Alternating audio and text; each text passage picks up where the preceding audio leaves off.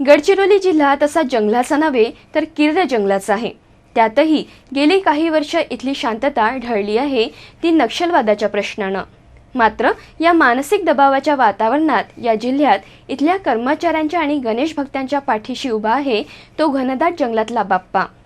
गडचिरोली जिल्ह्यातल्या आलापल्ली या दळणवळणाच्या दृष्टीने अतिमहत्त्वाच्या गावापासून काहीच किलोमीटर अंतरावर सागवानाच्या छायेत आणि बांबूंच्या रांजीत आहे पातानील गणेश।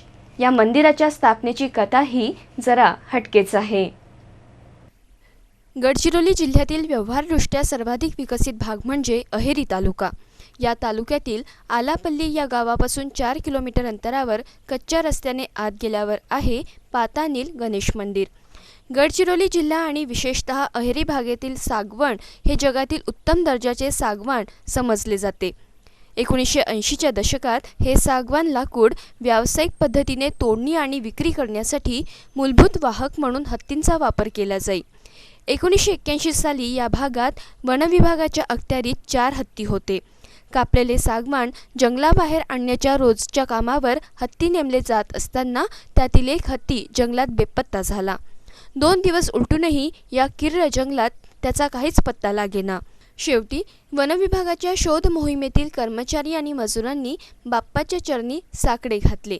हत्ती सापडू दे, 11 पोती नारळ फोडू। आणि काय आश्चर्य, काही क्षणातच हरवलेल्या हत्तीची किंकाळी मजुरांच्या कानी आली।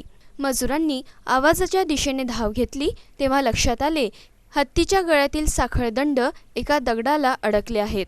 ते काही केल्या निघेनात। शेवटी जोर लावून हा दगड बाहेर काढला गेला। बघतात तर काय, चक्क या दगडाला श्री गणेशाचे रूपडे होते। अशा रीतीनं वनविभागावरील संकट श्री गणरायानेच दूर केले म्हणून वनविभागाच्या अधिकारी, कर्मचारी आणि मजुरांनी एकत्र येत ही मूर्ती साफ करून तिची प्राणप्रतिष्ठा करीत हे सुबक मंदिर बांधले। 81ला जेव्हा कूपचं काम चालू होतं त्यावेळेस हत्तीमार्फत ड्रॅगिंग चालू होती, म्हणजे जंगलातलं मटेरियल बाहेर काढणं चालू होतं। हत्ती पुढे सरकत नव्हता तेव्हा लोकांच्या लक्षात आलं की हत्तीला मागे साखळीला काहीतरी अडकलेलं आहे। जेव्हा हत्तीला जोर देऊन ते काढण्यात आलं तेव्हा ती मूर्ती निघाली। ती गणपतीची मूर्ती होती, अत्यंत रेखीव मूर्ती आहे ती। मग ती मूर्ती एका ठिकाणी ठेवण्यात आली आणि मग त्याची स्थापना करायचं म्हणून ठरवण्यात आलं। तर स्थापना करताना ती मूर्ती जेव्हा लोकांनी उचलली, 20-25 जणांनी उचलायचा प्रयत्न केला, मूर्तीला हलवायचा प्रयत्न केला, परंतु ती मूर्ती काही हलली नाही, 1 इंच सुद्धा ती हलली नाही। मग हत्तीमार्फतच त्या मूर्तीला स्थानापन्न करण्यात आलं, स्थापना करण्यात आली तिची। हा गणपती, पातानीलचा गणपती लोकांच्या मनोकामना पूर्ण करतो अशी याची ख्याती आहे। संपूर्ण परिसरात आहे, जिल्ह्यात आहे, तेलंगणात पण आहे। हा सर्व प्रकार एखाद्या चमत्कारापेक्षा काही कमी नव्हता। आता पातानीलचा गणपती हा नवसाला पावणारा गणपती म्हणून प्रसिद्ध पावला आहे। मजुरांनी या मंदिराच्या शेजारी एक झाड लावले आहे, ते आता मोठे झाले आहे। त्याभोवती आता एक चबुतरा बांधला गेलाय। पिण्याच्या पाण्यासाठी एक बोरवेल खोदली गेली आहे।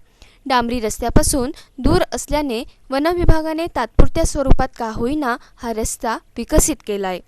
पावसाळ्यात ही वाट कुठल्याही दृष्टीने पोहोचण्यासारखी नाही। जंगल, श्वापद आणि त्याहून अधिक म्हणजे नक्षली कारवाया यामुळे इच्छा असूनही हिवाळा आणि उन्हाळा असे 2च ऋतू इथे येण्यासाठी योग्य आहेत।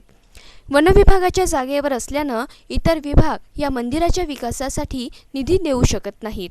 मात्र भाविकांच्या मते ही सर्व विघ्ने दूर होत भाविकांना मूलभूत सोयी मिळाव्या अशी अपेक्षा व्यक्त होत आहे।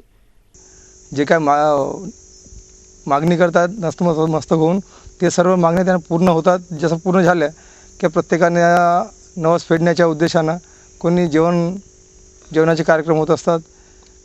नवस फेडणं, केस खंडन हे करणं, सर्व काही बहुत श्रद्धेनं लोक चांगल्या प्रकारे पार पाडतात। पातानील गणपती हा नागपूरकरांनाही पावेल अशी श्रीचरणी इच्छा आहे। गडचिरोली, प्रकाश शुंकलवार।